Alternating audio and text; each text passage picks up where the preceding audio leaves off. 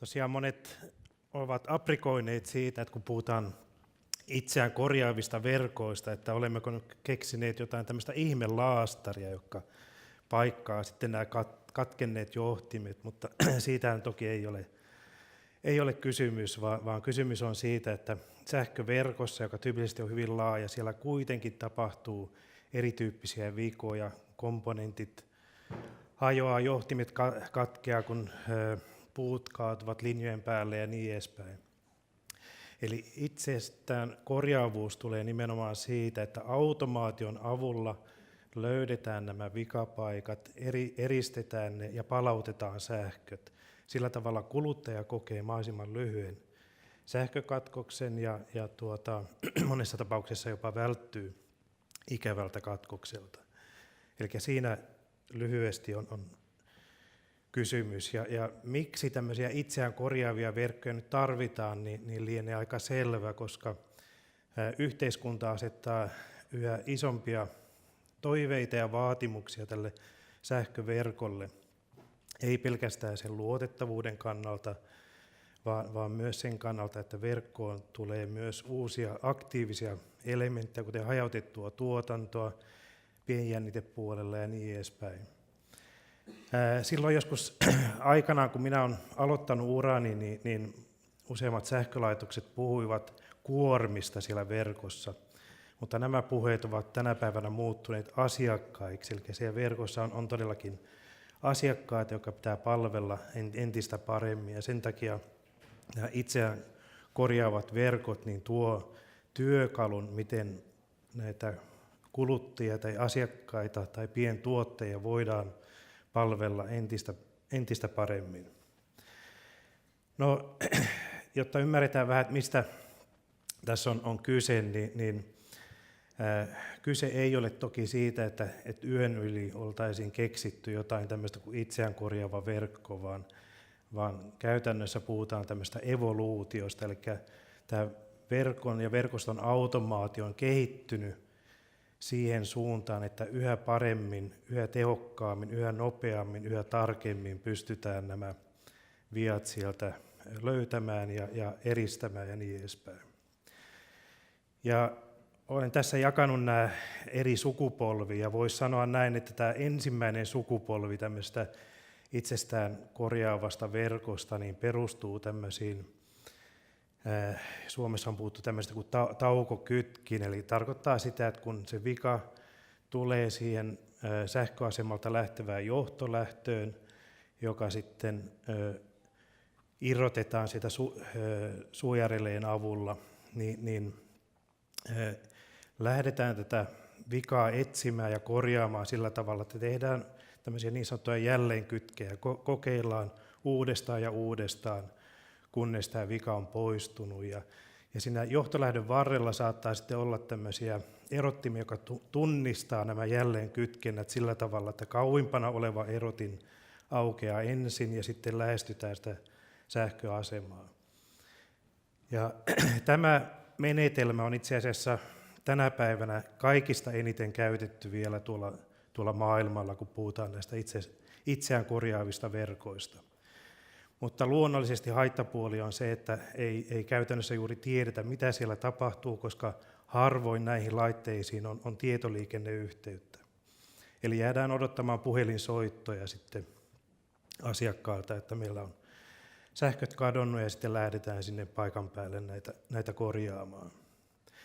No, Suomessa on jonkun aikaa jo ollut käytössä tämmöinen niin sanottu toinen sukupolvi, mikä tarkoittaa sitä, että on tietoliikenneyhteys olemassa jo jollain tasolla ja voidaan valvomosta käsin seurata ja ohjata jonkun verran, mitä siellä verkossa oikein tapahtuu.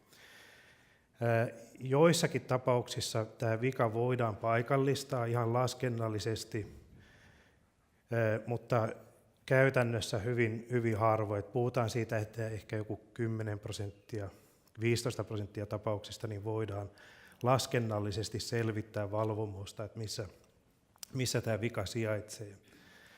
Mutta sitten suuri osa vioista jää kuitenkin vielä epäselväksi ja täytyy edelleen haarukoida näiden koekytkentöjen avulla. Ja tältä se maailma näytti ennen kuin lähdettiin sitten tähän SCEM-ohjelmaan, jossa on sitten kehitelty tätä 3. sukupolven itseään korjaavaa verkkoa. Ja tarkoittaa käytännössä sitä, että sinne verkkoon viedään huomattavan paljon enemmän näitä älykkäitä laitteita. Ollaan kehitetty algoritmeja sähköasemalle, joka entistä paremmin, entistä tarkemmin löytää erityyppisiä vikoja. Ja verkon varrella on sitten tämmöisiä vikaindikaattoreita, eli nyt löytyy jo tavallaan tämmöistä infrastruktuuria, jonka avulla näiden 10 kilometrien pituisten johtolähtöjen varrella löytyy nämä viat. Ja kun tämä vika on löytynyt, niin sitten kohtuu helpolla voidaan automaation avulla erottaa vika ja palauttaa sähköt sitten terveelle osalle. Ja luonnollisesti niin tässä tapauksessa tiedetään siellä valvomossa jo hyvin tarkasti, että mitä siellä verkossa oikeastaan tapahtuu. No, luonnollisesti tietoliikenteellä on erittäin oleellinen rooli sitten tässä itseään korjaavassa verkossa. Eli jos tuossa toisessa sukupolvessa on puhuttu siitä, että on ehkä kymmeniä tai satoja laitteita siellä verkossa, jonka kanssa kommunikoidaan, niin tässä 3. sukupolvessa puhutaan jo tuhansista laitteista. Ja tämmöinen kommunikaatio edellyttää jo sitä, että siellä on niin kuin kunnon tietoliikenneverkko, eli puhutaan tämmöistä IP-pohjaisesta tietoliikenteestä, eli lähestytään tämmöistä IoT-maailmaa, Internet of Things-maailmaa, joka käytännössä tarkoittaa sitä, että rupeaa syntymään tavallaan tämmöinen niin kuin symbioosi tämän tietoliikenneverkon, joka voi olla GPRS, 3G, LTE-verkko ja sitten tämän sähköverkon avulla. Ja ollaan tässä SCEM-ohjelman aikana huomattu, että nämä sähköverkko-operaattorit ja televerkko-operaattorit pitää itse asiassa saada hyvin paljon lähemmäs toisiaan ja keskustelemaan toistensa kanssa, koska ne pystyy tukemaan toisia. Eli silloin kun tietoliikenneverkko toimii, niin tämä itseään korjaava verkko toimii paremmin. Ja vastaavasti silloin kun sähköä on luotettavasti saatavilla, niin myös tietoliikenneverkko toimii paremmin. Näitä asioita on muun muassa tutkittu myös tässä SCEM-ohjelmassa ja siitä hetken kuluttua kuullaan sitten niitä tuloksia. Eli tässä pähkinäkuoressa asia liittyen tähän itseään korjaavaan verkkoon. Kiitoksia, Dick. Kiitoksia. Dick Brunman. Tässä siis itse korjaavien verkkojen listalla ensimmäiseen posteriin. Tässä Antti Kostiainen esittelee tällaista vyöhykekonseptia, jota on testattu Pusulassa ja Masalassa. Mistä on kysymys, Antti? Joo, kysymys on sähköverkon jakamisesta pienempiin osiin. Eli perinteinen sähköverkko, niin kuin tämä ensimmäinen generaatio, kuten Dick mainitsi, niin on perustunut siihen, että on sähköasemalla ja siitä lähtee sitten, jos verkolla tapahtuu vika, niin se aiheuttaa pahimmassa tapauksessa 100 kilometriä linjaa, kymmeniä, satoja muuntamoita, sitä kautta tuhansia asiakkaita menee sähköttömäksi. Ja silloin kun minä vielä uraa aloitin 15 vuotta sitten, niin silloin käytännössä käveltiin sitten ja etsittiin näitä kaatuneita puita sieltä verkolta ja siellä oli hyvin rajoitetut mahdollisuudet ohjata sitä etänä ja muuta. Ja tässä pilotissa on nyt tällä vyöhykekonseptilla jaetaan verkkoa pienempiin palasiin, mutta myöskin pystytään, niin kuin on haettu sitä, että pystytään laskemaan, mikä se viallinen vyöhyke sieltä verkosta on. Eli ja sitä kautta ohjataan automaattisesti se osa irti verkosta ja palautetaan niille terveille osille sähköt. Niin, jos mä oikein ymmärrän, niin pystytään melko tarkasti siis löytämään etäisyys siihen vialliseen kohteeseen. Millaisella tarkkuustasolla liikutaan ja sitten lisäksi vielä, että kuinka pieniin palasiin tämä verkko sitten jaetaan? No, tarkkuudet tällä hetkellä, riippuen vähän vikatyypistä, niin tietyn tyyppiset viat voidaan jopa 200 metrin tarkkuudella saada. Ja maasuluista kun puhutaan, niin silloin ollaan ehkä 2-3 kilometrin tarkkuusluokassa.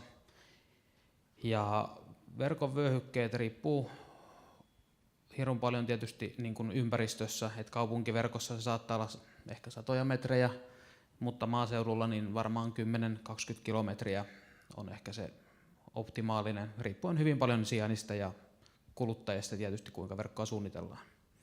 Että tarkkuudella osutaan hyvin näihin vyöhykkeisiin. Että. Niin, tämä ensimmäinen pilotti on tehty tuolla Masalan sähköasemalla. Se on nyt 2-3 vuotta toiminut. Minkälaisia kokemuksia tästä pilotista on? No, se oli varsin lupaavia, että se on oikeastaan ensimmäinen paikka, missä näitä maasulkuvikoja on otettu sillä tavalla niin kuin oikeaan käyttöön ja sitä kautta ja myöskin tuotu näitä vikaindikaatioita verkkoyhtiön järjestelmiin, että tähän ehkä verkkoyhtiön edustajat paremmin osaisivat sanoa, että kuinka se on auttanut. Ja sitten toinen pilotti on tuolla Pusulassa. Mitä se antaa lisää nyt sitten tähän Masalan pilottiin? Pusulan pilotissa alue on hyvin samantyyppinen avojohtoverkkoa, mutta siellä on käytössä sähköverkon kompensointi, eli kompensoidaan maasulkuvirtaa, joka osaltaan vähentää myöskin näkyviä katkoksia. Ja siellä, mutta myöskin niiden kompensoidussa verkossa tapahtuvan vianpaikannuksen lisäksi siellä testattiin hyvin paljon eri valmistajien vikaindikaattoreita, eli verifioitiin jo markkinoilla olevia tuotteita, että kuinka hyvin ne toimivat. Kiitoksia Antti Kostiainen, ja aplodeja saa antaa. Jatkakaa. Siirrymme nyt maaseudulta kaupunkiin, eli 5 itse asiassa loikkaan jo numeroon 7. Millä tavalla kaupungin ongelmat ovat toisenlaisia kuin tuolla maaseudulla, Osmo Siirto? Joo, ehkä kaupungissa ongelma on siinä, että se vaikuttavuus, kun tämmöinen sähkön keskeytys tulee, niin on niin suuri. Ja tämä on oikeastaan se lähtökohta, missä lähdettiin tähän SKEM-ohjelmaan. Eli tarkasteltiin sitä, että itse asiassa, että mikä on tämmöisen niin kuin itsestään parantavien verkkojen hyöty ja mihin sitä kannattaisi kohdistaa. Ja yllättäen se oli meille itsekin pieni yllätys, että miten korkealle asiakkaat arvostaa ja miten tämmöinen sähkön keskeytyksen haitta kasvaa, mitä enemmän mennään tiheämpään kaupunkikeskittymään, jolloin tietysti tämmöistä älykkyyttä kannattaa nimenomaan sinne keskittää. No miksi se oli teille yllätys? Kyllä mä nyt sanoisin kaupunkiasukkaana, että kyllä mua nyt ennen kaikkea sähkössä kiinnostaa se, että sitä saa. Se ehkä se yllätys oli sen korkea taso, eli siihen verrattuna, tuossa jos katsookin, niin puhutaan yli 3-kertaisista keskeytyshaitoista ihan muuhun kaupunkialueeseen, ja nimenomaan, että mitä enemmän se keskittyy. Ja mitkä teidän toimenpiteet nyt sitten on? Teillä on tässä tällainen ikään kuin vian johtamismalli, jota rakennellaan. Mitä se pitää sisällään?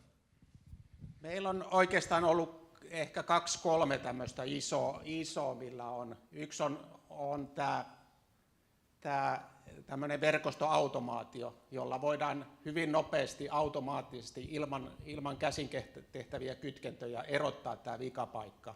Eli päästään tunnista ihan muutamaan minuuttiin keskeytyksissä. Merkittävästi pystytään alentamaan. Ja sitten toinen, mihin toi Dick viittasi, että mitä tämä on että parannetaanko me verkkoja, niin tuodaan tämmöisiä tekniikoita, joilla vika voi olla, mutta ilman, että se näkyy asiakkaalle.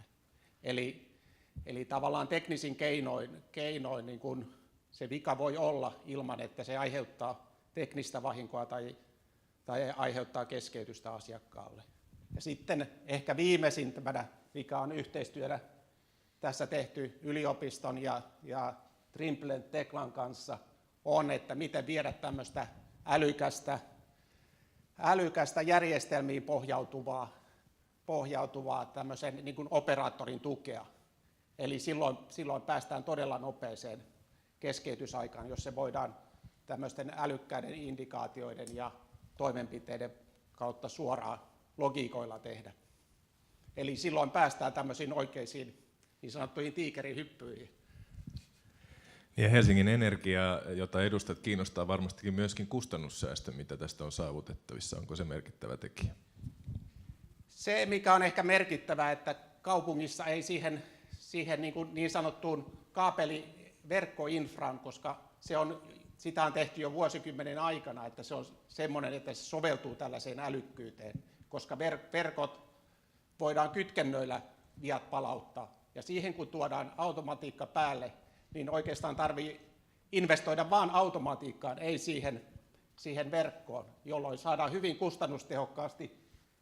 Tässä on haittoja laskettu, että noin 2 miljoonasta 100 000 asiakkaiden haittoja voidaan niin kuin pienentää. Et tosiaan niin kuin mennään ihan murto-osaan ja tämmöisellä automatiikalla ja älykkyydellä. Niin, jos 95% niin vian hinta laskee, niin mä pidän sitä kyllä jonkun sorttisena edistysaskeleena. Aplodit. Joo, niin pidetään mekin. Ja, hyvät ihmiset, kuten tuossa aluksi sanoin, niin kysymys tämän päivän älykkäässä verkostoitumisessa on myöskin jakamisesta. Jakakaa kommentteja tuossa Twitter-seinällä. Hashtagit olivat siis clean ja SGEM ja smart grids. Ja käydään niitä kohta läpi, että minkälaisia kommentteja ja puheenvuoroja sieltä Twitterin kautta ilmestyy. Että voidaan vielä käydä yhteistäkin keskustelua. Mutta siirrytään nyt vielä tässä itsekorjaavien verkkojen osiossa tähän 3. posteriin, joka käsittelee tietoliikenneverkkojen ja sähköverkkojen keskinäistä riippuvuutta, johon Dickkin tuossa alustuksessaan viittasi. Mikä tässä on tämä pihvi? No, eli äsken projektin aikana on kehitetty tämmöistä työkalua, jonka avulla voidaan niin kuin arvioida sähköverkkojen ja tietoliikenneverkkojen välisiä riippuvuuksia. Eli lähtökohtana on se, että kun on laaja sähkökatkos, niin miten se vaikuttaa mobiiliverkkoihin ja sitä kautta sitten sähköverkon etähallintaan ja ohjaukseen. Ja tosissaan yksi tärkeä esimerkki oli tämä Hannu Tapani-myrsky, eli se on ollut yhtenä tutkimuskohteena, mikä nyt vaikutti täällä Etelä-Suomessa, ja työkalua on käytetty sekä tämmöisessä kaupunki- ja maaseutuympäristössä. No, mitä tällä mittaus- ja analysointityökalulla tarkalleen tehdään? Kerro lisää. No, lähtökohtana on se, että ensiksi mallinnetaan tietyn alueen sähkö- ja tietoliikenneverkko sekä myös se ympäristö. Ja sitten seuraavassa vaiheessa tehdään kenttämittauksia, joiden avulla laskentamallit sopeutetaan siihen ympäristöön. Ja 3. vaiheessa käytännössä sitten lasketaan ennuste tukiasemien peittolle ja sitten päällekkäisyydelle. Ja tämän jälkeen sitten ajetaan tässä ympäristössä sitten erityyppisiä vika-analyysejä. Ja tarkastellaan sitä, että miten se vaikuttaa siihen mobiiliverkkoon ja sitä kautta sitten siihen sähköverkon etähallintaan. Eli ideana on löytää sieltä verkosta semmoisia kriittisiä kohteita, joita voidaan sitten myöhemmin parantaa. Ja kenelle nämä työkalut on nyt sitten tarkoitettu? No, tämä työkalu on tehty yhteistyössä laitetoimittajien eli NSN:n, ABB:n, Viola Systemsin sekä sähköoperaattoreiden Fortumin ja Teliasoneran kanssa. Ja tämä työkalu on tarkoitettu kaikille tai sähkö- ja tietoliikenneverkkojen ylläpitäjille sekä viranomaisille, joilla on niin kuin tarvetta huolehtia siitä, että nämä verkot toimii kaikissa tapauksissa. Ja mites minä kahvinkeittäjänä tästä hyödyn? No, tavallinen kuluttaja hyötyy varmaan sitä kautta,